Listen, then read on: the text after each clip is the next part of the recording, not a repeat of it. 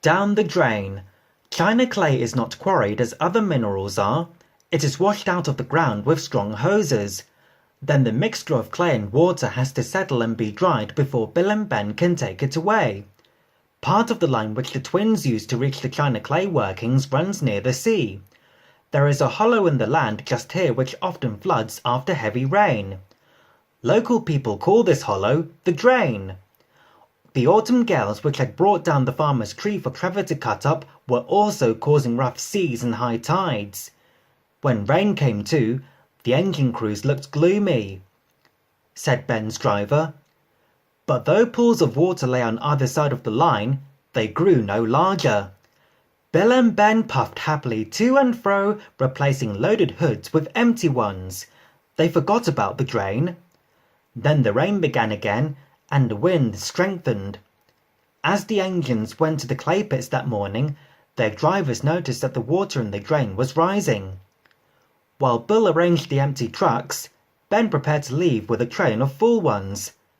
At the drain, he found that the water was level with the top of the rails, said Ben bravely. "Go back! Go back!" the wind seemed to shriek.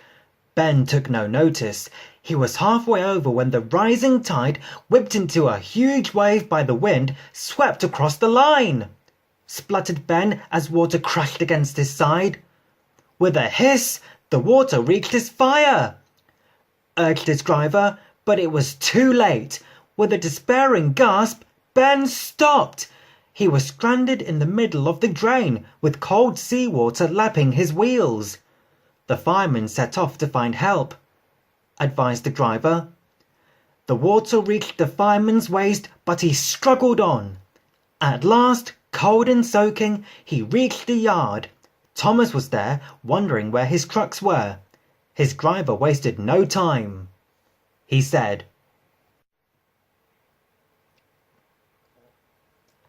Thomas doubtfully. He understood the cable, but he wasn't sure about determination and didn't even know what waders were. Thomas stopped at the water's edge. His fireman put on the waders and set out carrying the end of the cable. Ben was delighted to see him. The fireman fastened the cable end to Ben's front coupling. Then he uncoupled the trucks so that Bill, who had come up behind, could pull them clear. He said as he joined Ben's driver in the cab. Poor Ben had no steam left to whistle, so the driver and fireman waved to show Thomas they were ready. Carefully, Thomas took the strain. Slowly, with water cascading all round him, Ben came out of the drain.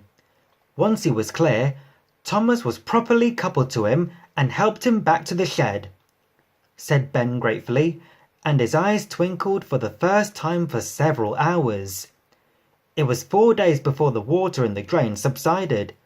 When Bill reached home, both twins agreed that it would be ungrateful of them ever to tease Thomas again.